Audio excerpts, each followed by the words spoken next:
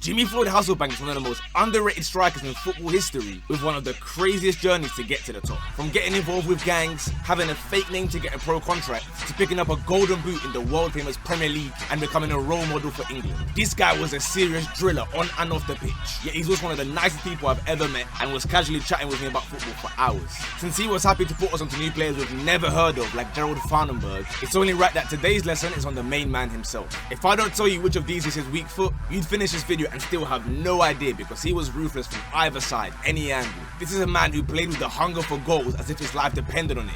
Because it did. Jimmy used to barge defenders out the way and slide past like a guy trying to get through the barriers on the London Underground without paying. Every time he scored, he either had that iconic beaming smile or he looked vexed, as if to say, how dare you guys give me that kind of space. Grab your pen and paper, I'm about to give you guys the full story of Jimmy-Floyd Hasselbaink.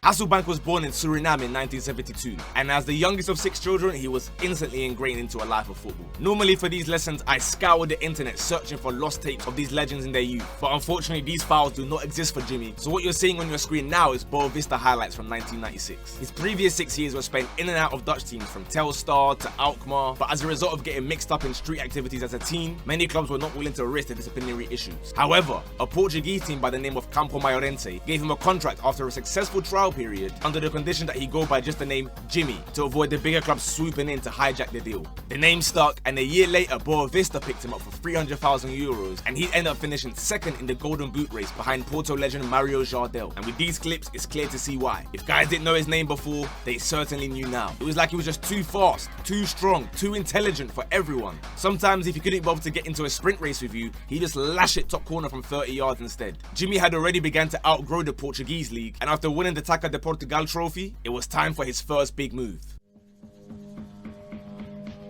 In 1997, Hasselbaink began his Premiership career with Leeds after a £2 million deal to join George Graham's ambitious project. It didn't take him long to acclimatise, scoring immediately on his debut against George Graham's former team Arsenal. Hasselbaink said that Graham's authoritative nature helped him channel his energy in the right direction, the back of the net. Although his talent would speak for itself, it wasn't until after Christmas that the numbers started to match up with the performances and his ability. Ended the season with 26 goals in all competitions. As you can see, whether it be left foot goals, right foot goals, thumping headers, or rockets from outside the box, he could do it all. How are we supposed to mark a man who can cut in off the left to score and do the exact same mirrored move off the right hand side? You give this man an inch and he'll make a goalkeeper turn around to pick the ball out of his net. His prolific shooting continued the following season as he'd pick up his first golden boot alongside elite bagsmen like Dwight York and Michael Owen. All these goals led to Leeds securing a UEFA Cup spot, and while Jimmy felt his contribution should be rewarded with a new contract, David O'Leary looked at him as if he was a guy coming into Dragon's Den asking for money with no business plan. Except Jimmy's CV did warrant it, as he'd already bagged 42 goals in his 2-year stay.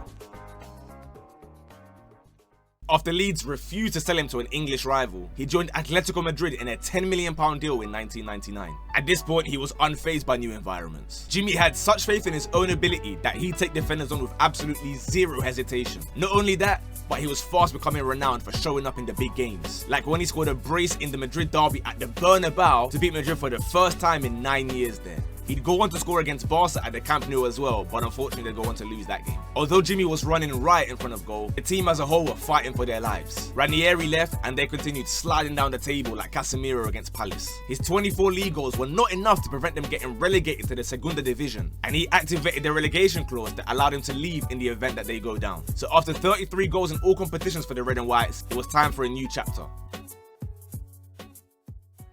Hasselbaink was back in the Barclays in 2000 as Chelsea smashed their transfer record to spend £15 million on their new striker. 1 game, 1 goal, 1 trophy as he helped his new team win the Charity Shield over United. However, Vialli was out of his job a month into the season to be replaced by Jimmy's wonderful friend Claudio Ranieri, who left him hanging not long ago. No hard feelings though, Jimmy would net a comfy 23 league goals to pick up the Golden Boot again, thanks to 4 goals against Coventry. The following season was just more of the same, literally. Another year with exactly 35 league games and 23 goals. We started to see his partnership with Idigo Johnson flourish, with them both providing countless assists for each other to score. Off the field, they were a deadly duo at the casino as well, but I'm not going to get into that. Perhaps it's obvious to you guys now, but it's worth noting that when I asked him who his favourite strike partner is across his entire career, the Iceman was his immediate answer. This season he was only 1 goal shy of Henry's Golden Boot after a hat-trick against Spurs. The 2002-03 season started off in a similar fashion, but a now 30-year-old Hasselbaink was developing hamstring issues. I don't know if it's caused by just lashing the ball 200 miles per hour every shot, or if it's a long-term issue connected to him breaking his leg after getting run over in Suriname as a kid, but he was starting to see less game time under Ranieri, who preferred Zola. That winter, it looked like he was destined for a move to Barca to link up with Van Gaal, the man who really gave him the opportunity to play games for Netherlands in an era that was stacked with all-timer strikers like Bergkamp, Kluivert, Van Nistelrooy and Mackay. Unfortunately, the bad luck will continue as Van Gaal had to leave Barca and the deal collapsed. That didn't stop him continuing to bag for Chelsea though, netting a cool 15 goals despite no longer being the main man. Again, look at the anger in his celebrations. It's like he knows he's him and he can't understand why anybody would think otherwise. You never knew if you were going to get that beaming smile of joy or the nonchalant stare after a goal. Adrian Mutu and Hernan Crespo arrived the following year from Serie A, but he didn't bat an eyelid. Instead, he finished the season as Chelsea's top scorer in all competitions yet again. He was still able to bag hat-tricks even off the bench to rescue Chelsea from defeat against Wolves in the second half. Jimmy's goals played a huge role in them finishing second for the first time in Prem history and reaching the semi-final of a Champions League, which was ultimately won by Jose Mourinho's Porto. The arrival of Jose that summer excited Hasselbaink, who said he's the kind of manager to extract that extra 5% out of players. But despite bagging 87 goals across 4 years at Chelsea, he never even had the chance to chat to Mourinho, who wanted to bring Drogba with immediate effect. Hasselbaink had always played with the demeanour of a man trying to prove people wrong, and it was no different at Middlesbrough, scoring on his debut again. In fact, as the goals continued to flow, he made it clear that he thought he was shipped away a little too soon, reminding them that he'd scored more goals than Drogba in his first season, despite playing for a much weaker team. His free kicks would fly past keepers at the speed of light, and he'd follow it up by taking flight himself in celebration. If Vardy was doing this to troll Palace, Hasselbaink must have been doing this to promote Angry Birds 5 years before it came out. Even when he scored tap-ins, he'd smash it through the net as hard as possible for absolutely no reason. His hat-trick away at Blackburn set him on the way to being Middlesbrough's top scorer, which propelled him to a 7th place finish to qualify them for the UEFA Cup. The following year, he'd only played 22 league games, and it was the first time Hasselbaink dropped single digits in a league campaign since his Alkmaar days in 1993. Incredible consistency. He still went out on a relative high, carrying the club in Europe all the way to a UEFA Cup final that they'd unfortunately lose to the owners of the competition, Sevilla.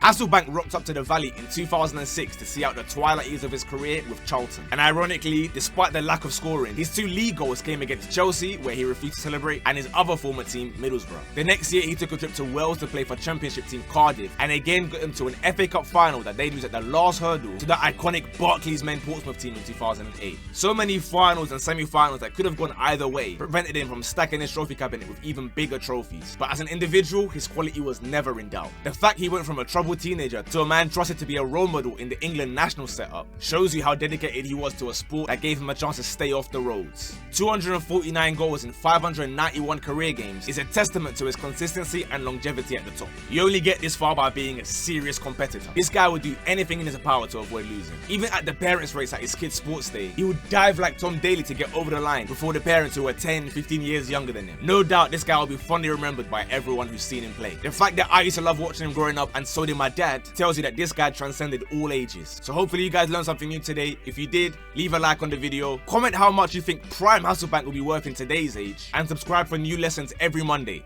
Class dismissed. Bosh.